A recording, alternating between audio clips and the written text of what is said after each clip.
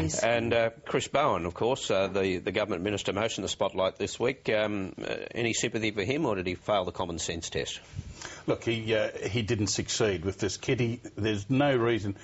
We understand now it took 3 days to get back to Christmas Island because they were held up at Port Edmund or something. Derby.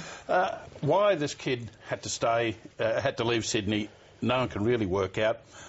I think one of the problems might be that after various scandals in the immigration department under the previous government, there was a strict demarcation between ministerial powers and the department power. So what the department said went, so there could be no suggestion of ministerial interference. It might be that Chris Bowen has been caught up with those safeguards, but logic and I'd argue from a base of ignorance, medical opinion would say to you that if that kid had any problems, taking him back to Christmas Island would not lessen those problems, it would exasperate them. And that was the view of Professor Louise Newman, who advises the government. She's chairperson of a group that advises the government. She said that's the worst possible outcome. But also, people have been saying this for months. I mean, as Sarah Hanson-Young pointed out, it was obvious when this trauma happened, these people, children, should not be kept locked up in detention, an overcrowded, fraught detention centre at the scene of the deaths. I mean, really, everything wrong about that.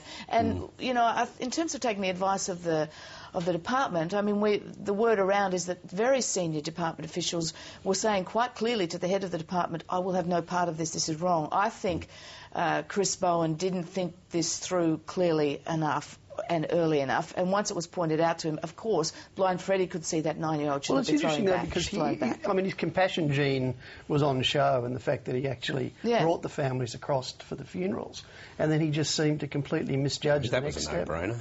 Well, but yes, and again, I think so should have the boy been a no-brainer. And that was the advice of the department and I think of Australian Federal Police he accepted.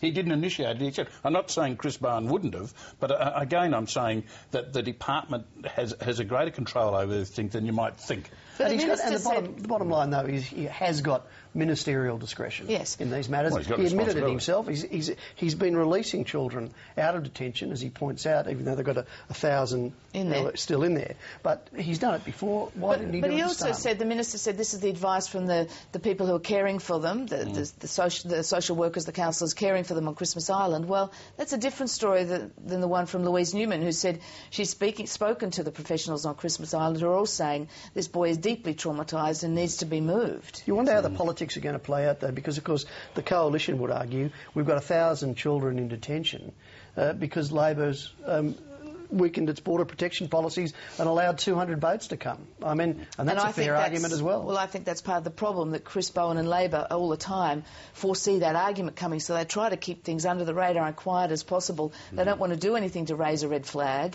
and, you know, maybe leaving these people here after the funerals might have raised questions. Well, they got it wrong. They got it completely wrong this time. The question being asked on a lot of commercial talkback radio all the time is, what would Jesus have done?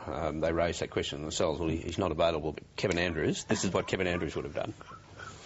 I can only indicate that what I would have done, or what my approach would have been in that situation. It would have been motivated by compassion for the individual, and it would have been about trying to find the best circumstances for that young boy. Do you think he would have? Well, he would have sent him to Nauru, according to according to Liberal Party policy. That would have been the best thing they would have. But that also does go to show that the fact that Kevin Andrews said that this supposed division within the Liberal Party between moderates and hardliners is not as simple as that. I mean, Kevin Andrews is a Conservative, he's an Abbott supporter, and yet, you know, he could find it within himself to say that. Yes, but would he have found himself within himself to do that if he'd been the minister at the time? I think that's a different answer, perhaps. Well,